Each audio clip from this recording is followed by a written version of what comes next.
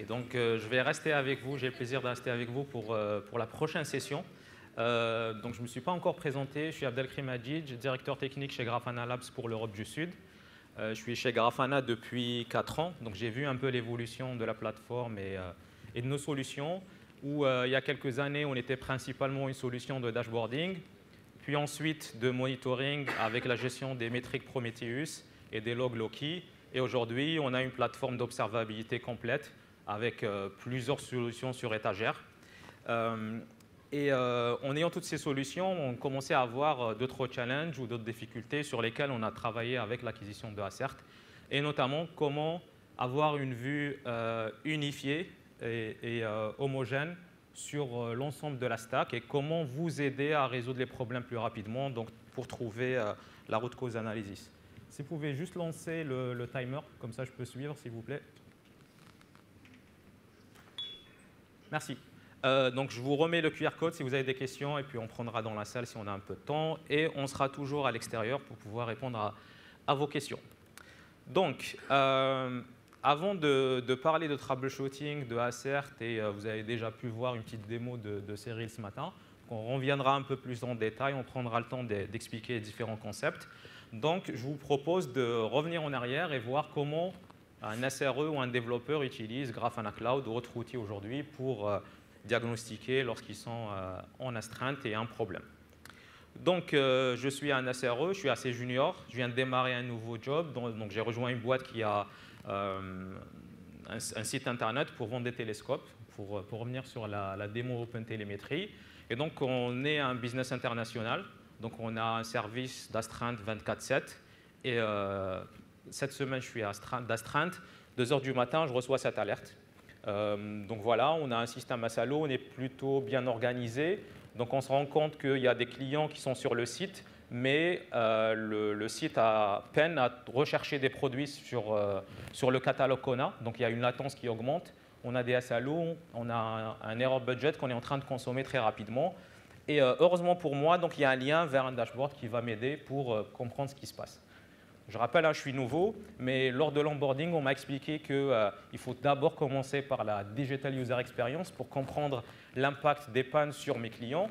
Est-ce qu'ils arrivent à acheter de produits ou pas? Donc, je vais aller ouvrir Real User Monitoring. Je vois effectivement qu'il y a beaucoup d'erreurs.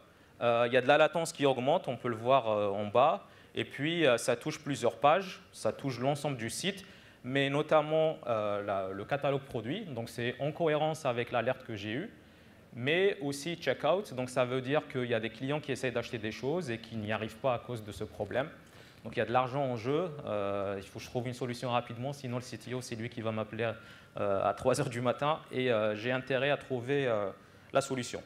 Donc ce qui est intéressant dans ROM, c'est que je peux rentrer dans les détails pour comprendre c'est quoi la panne. Donc là, je me rends compte que même si on voit les problèmes au niveau du front, c'est juste un symptôme. Le vrai problème, c'est au niveau des API, et notamment les API Product.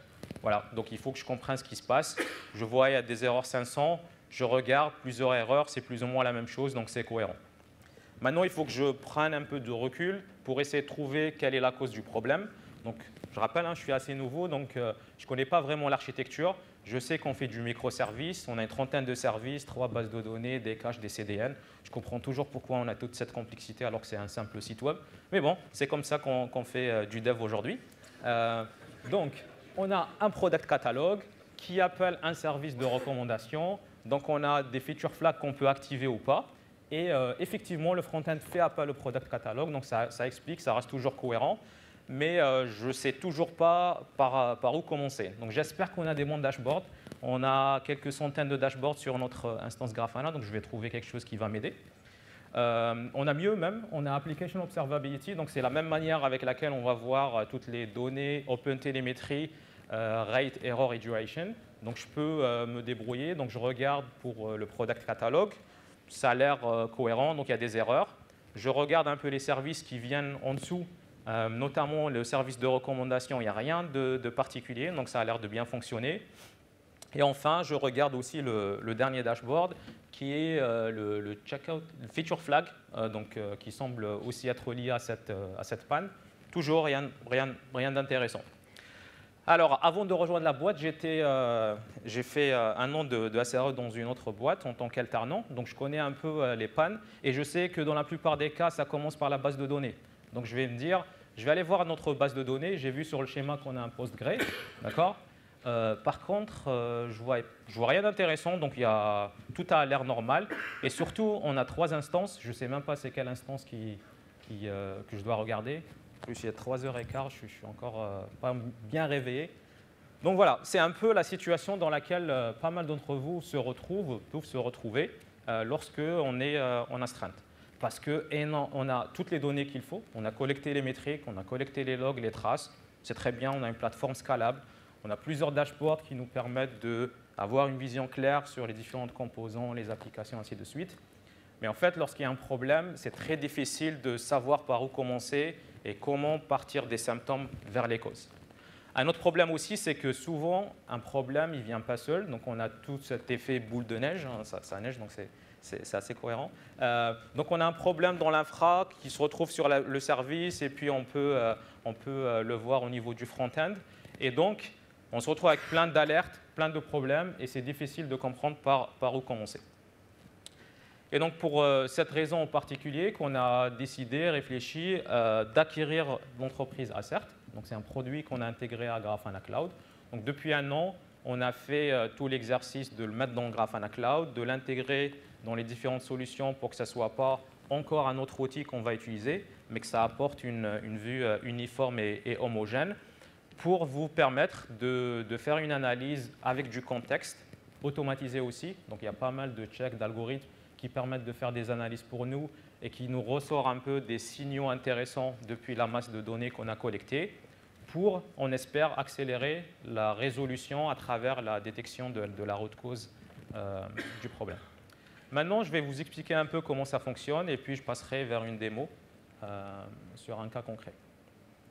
Donc, ce qu'il faut savoir, c'est que Acert se base sur les données d'observabilité open source, donc Prometheus et OpenTelemetry principalement. Lorsque vous envoyez des métriques Prometheus vers Grafana Cloud, ce qu'on va faire, c'est qu'on va analyser d'abord tous les labels qui vont nous permettre d'identifier pas mal de choses. Donc, par exemple, on peut regarder KubeNode Info ou KubePod Info pour savoir que vous avez ces nœuds Kubernetes, ces pods qui tournent. On va regarder toutes les métriques qui nous viennent du node exporteur pour analyser CPU et RAM, mais aussi de comprendre quels sont les VM, quels sont les serveurs qui sont déployés de votre infra. On va également regarder tout ce qui est service mesh et traces pour trouver les liens entre tous ces individus, ces entités. Et pourquoi pas, si vous avez des applications aussi qui sont instrumentées par Prometheus ou bien par OpenTelemetry, on peut également détecter les services et les relations entre eux. Donc tout ça, pourquoi on le fait? Pour créer ce qu'on appelle un entity graph.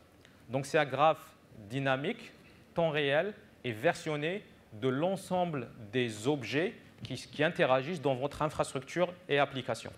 Et donc là, ce qu'on voit, c'est principalement des services, mais il y a aussi des bases de données qu'on peut voir en périphérie. Et donc, vous vous rappelez de la page Confluent qu'on a définie. Même si on arrive à la maintenir une fois par mois, une fois tous les 2 mois, il se peut que les développeurs ont changé quelque chose et ils n'ont pas encore partagé l'information avec nous. Donc moi qui suis astreinte, j'ai peut-être une information qui n'est pas à jour. Donc avec ce graphe, j'ai la vision temps réel de mon système et s'il y a des changements, je peux aussi le voir. S'il y a un service qui a été déployé hier soir, il sera directement ici. Donc c'est déjà très bien, ça me donne une vue mise à jour. Mais qu'est-ce que je peux faire avec ça pour accélérer la recherche de root cause? Donc ce qu'on va faire, c'est à partir de l'ensemble des informations, on va extraire des golden signals par rapport à la latence, le nombre d'erreurs, la saturation, ainsi de suite, selon est-ce que c'est un composant infra ou applicatif. Et à partir de ça, on va appliquer le modèle SAFE. Donc c'est un ensemble de règles, d'algorithmes qui tournent en permanence, qui analysent vos données et qui vont identifier des signaux faibles ou forts qui vous permettent de dire « OK, sur l'ensemble des données, je vais commencer peut-être à regarder ici ». Donc, on va voir la saturation. Est-ce qu'il y a des services qui reçoivent plus de requêtes que d'habitude? Ça peut être une base de données et donc peut-être que mon code n'est pas bien conçu ou peut-être qu'on a plein d'utilisateurs qui arrivent sur le site qui déclenchent quelque chose. On va voir tout ce qui est anomalie. Donc, on calcule des baselines. Donc, on regarde pour chaque service, pour chaque métrique, quelle est la norme par jour, par semaine, par mois, en prenant en considération la saisonnalité. Et puis, on va vous mettre en évidence tout le comportement qui sort de l'ordinaire par rapport à l'apprentissage qu'on a fait. On va regarder les amendes. Les amendes, c'est tout ce qui est changement de configuration, déploiement d'une nouvelle version, parce que c'est souvent là où on essaie de déployer quelque chose de nouveau, on n'a pas bien testé tout, et donc ça déclenche le problème. Et puis, ça arrive sur des erreurs qui peuvent être temporaires, ou bien des composants qui s'arrêtent de fonctionner complètement, et donc on a envie de voir. Donc voilà, pour revenir un peu sur le schéma qu'on a vu au début, donc j'ai mon front-end, j'ai mon product catalog qui parle avec le service de recommandation, et j'ai envie de débugger. Donc là, on va passer en mode démo. Donc s'il vous plaît, si vous pouvez changer l'écran.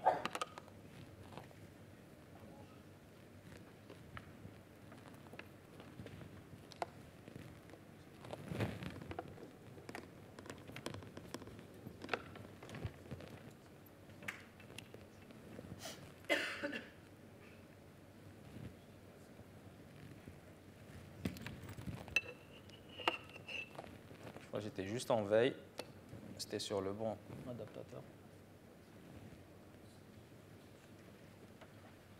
C'est sûr. Là, il est bien branché.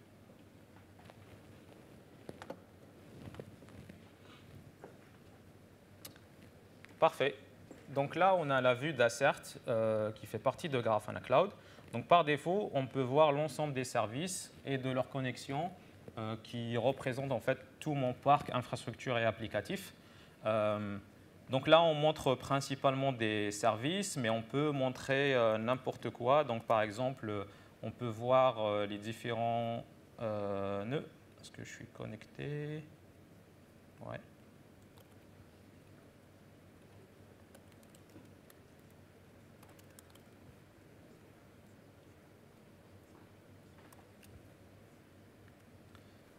Recharger. Hop. Donc là, je peux voir les déploiements, les daemon sets, les data sources. Si vous avez par exemple des brokers Kafka, vous pouvez voir tous les topics et les relations qui consomment depuis K. Donc ce qu'il faut garder en tête, c'est que c'est un modèle par défaut qui est très orienté service Kubernetes, mais qui est extensible en configuration. On n'a pas besoin de redéployer ou de recoder quelque chose de notre côté ou de votre côté pour rajouter des composants, des entités. Par exemple, vous voulez représenter un data center, ben, on a la possibilité de le faire et de l'afficher sur le graphe. Donc là, ce qui m'intéresse, moi, c'est le product catalog.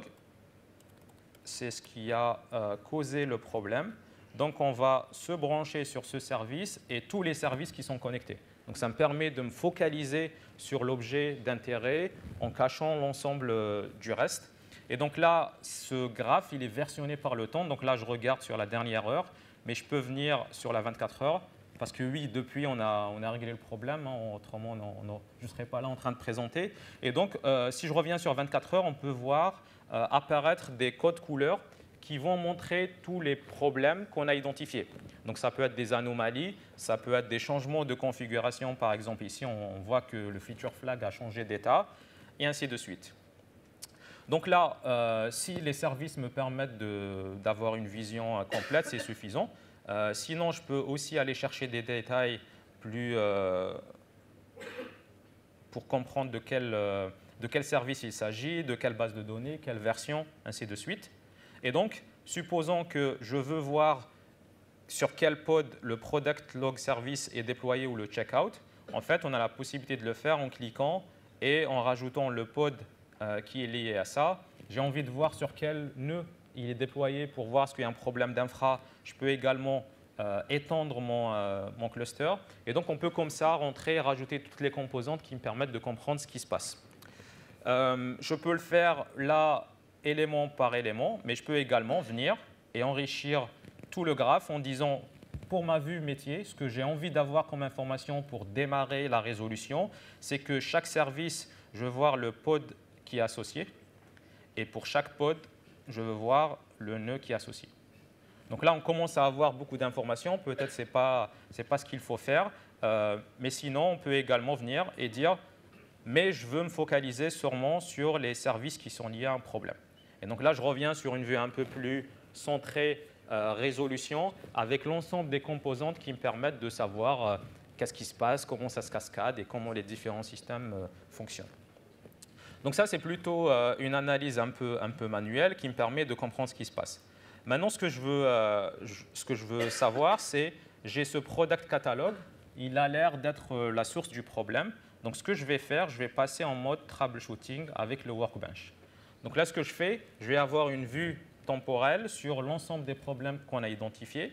Et ce que je vais faire, c'est je vais cliquer ici pour ramener tous les services qui sont liés à ce product catalog pour lesquels on a vu un problème lors des 24 dernières heures.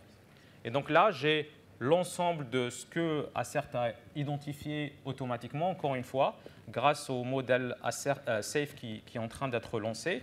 Et donc je vois que j'ai une concentration de problèmes vers minuit hier.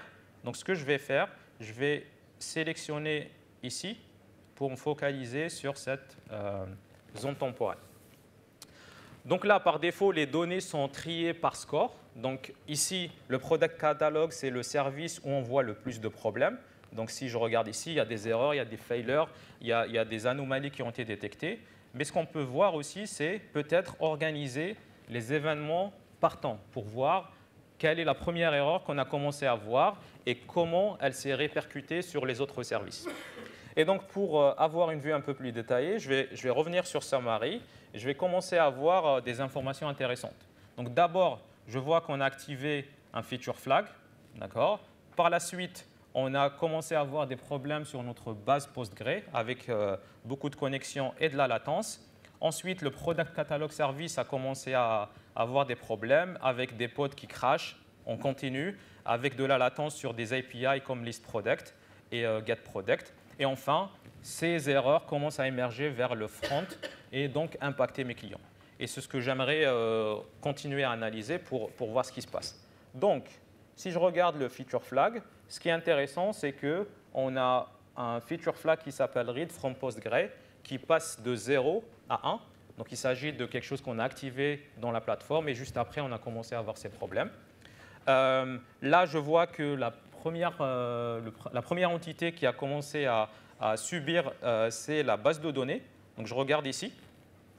On a effectivement une baseline qu'on a définie, mais on voit qu'on sort de cette baseline-là, et notamment par rapport aux connexions. Donc, je vois qu'il y a un pic de connexion à chaque fois et on dépasse les seuils. Si je veux voir les KPI de la base de données elle-même, je ne suis pas obligé de me connecter sur un autre dashboard ou une autre solution. J'ai tous les dashboards et toutes les données qui sont dans votre écosystème Grafana qui sont intégrées directement dans Assert. Et donc là, j'ai mon dashboard Postgre.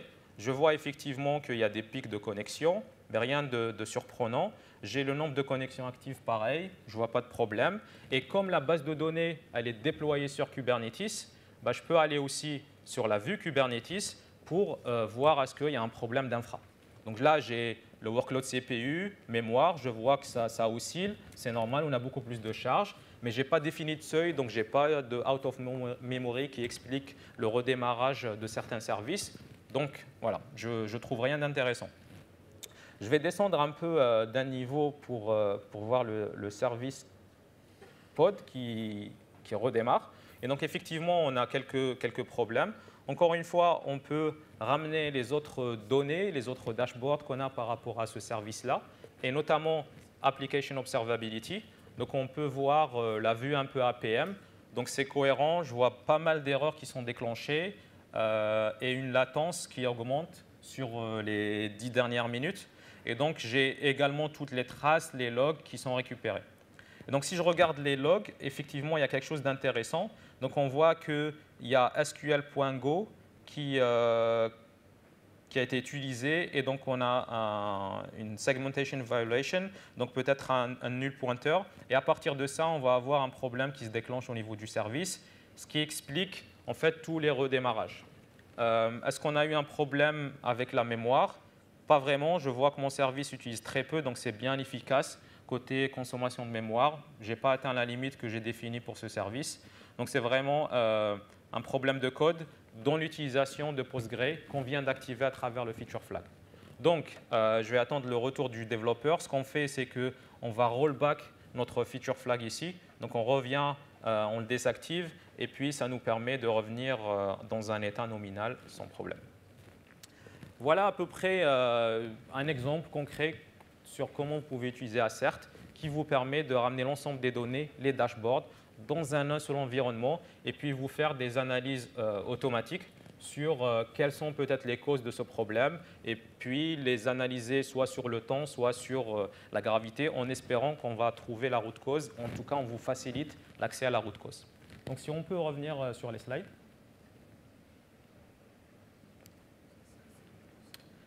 Donc voici le schéma qu'on a eu tout à l'heure. Donc Assert, comme je vous le dis, nous a permis de découvrir automatiquement l'ensemble des objets, comment elles sont liées, et puis faire ces analyses-là automatiquement pour nous, et puis remonter les informations qui sont intéressantes et les signaux qui peuvent nous aider dans notre approche.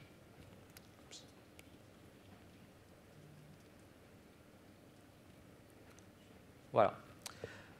Maintenant, Assert en soi, c'est un produit, donc c'était toute une plateforme, une entreprise autour de ce service qui permettait d'offrir ce type de fonctionnalité sur n'importe quel back-end qui peut stocker du Prometheus, de OpenTelemetry, ainsi de suite. Ce qu'on a fait depuis un an, c'est qu'on l'a intégré à l'intérieur de la stack. Donc ça devient un produit, donc si on voit dans le menu Grafana Cloud, c'est un produit en tant que tel. Mais ce qui est intéressant aussi, c'est de pouvoir ramener les insights que Assert va produire ou déclencher et les mettre à disposition un peu partout dans la plateforme. Donc si vous êtes dans la vue APM, vous avez envie peut-être de savoir que sur les services que vous êtes en train de voir, on a détecté ces anomalies, ces latences et cette nouvelle version qui a été déployée. Donc on commence à récupérer un peu l'intelligence qui sort de cet outil et la mettre un peu partout sur de l'application observability, sur Kubernetes, sur du front-end et un peu partout plus tard dans la plateforme. Donc ce que je vous ai montré tout à l'heure, c'était comment on peut intégrer Application et Kubernetes Monitoring à l'intérieur de Assert pour ne pas bouger et sortir et perdre le contexte. Mais on est en train aussi de faire l'inverse, c'est-à-dire extraire les informations et puis les afficher sur ces solutions. Et donc là, on a Application, Kubernetes et SLO. Et le prochain sur la ligne, ça sera du front-end. Souvent, lorsque je présente Assert, on pose des questions sur la scalabilité et sur est-ce que ça va vraiment fonctionner sur mes données en dehors d'un environnement de démo. Et donc, comme on l'a vu ce matin, avant de rendre ce service GA, on a fait l'exercice de déployer en production chez des vrais clients avec des déploiements assez larges. Donc, on a eu à New York récemment donc BlackRock qui nous ont fait un retour sur leur usage. Donc, ce qui est intéressant, c'est que c'est le même constat un peu partout. On a toutes les données pour faire de l'analyse, mais Assert va nous permettre d'aller plus vite pour savoir quelle est la donnée intéressante à analyser à un moment donné et comprendre la root cause. Donc là, c'était leur un peu workflow d'analyse. Donc, ils reçoivent des trades, donc c'est un service financier. Ils ont un certain nombre d'étapes à faire et à réaliser. Et donc, avec Assert, ils ont pu supprimer 2-3 étapes de leur process et accélérer les étapes qui étaient déjà présentes. Donc, pour résumer, Assert permet d'abord d'accélérer la résolution en trouvant la root cause plus rapidement. Et donc, si vous avez un service qui est exposé à vos clients, réduire l'impact financier ou sur l'image de marque ou sur la stabilité du service. Améliorer la productivité des développeurs qui peuvent se concentrer sur le développement. Et lorsqu'il y a des problèmes, on peut rapidement trouver et résoudre ces derniers. Et enfin, comme on a vu, il y a pas mal de travail qui est fait pour les gens directement. Au lieu de construire les dashboards, de les intégrer, de les mettre à jour, c'est déjà fait pour vous, c'est automatique. Donc, ça vous permet de réduire voilà, toute la partie automatisation et le travail que vous faites autour de ça. Maintenant, si vous posez la question, j'espère, c'est intéressant pour vous et vous dites comment je peux démarrer. Donc, il y a un certain nombre de contraintes, en tout cas sur le court terme, qu'il faut garder en tête. Même si Assert, elle peut fonctionner sur n'importe quel déploiement, que ce soit des VM, des serveurs assez traditionnels. Pour la première version, on a besoin que l'infrastructure utilisée soit Kubernetes.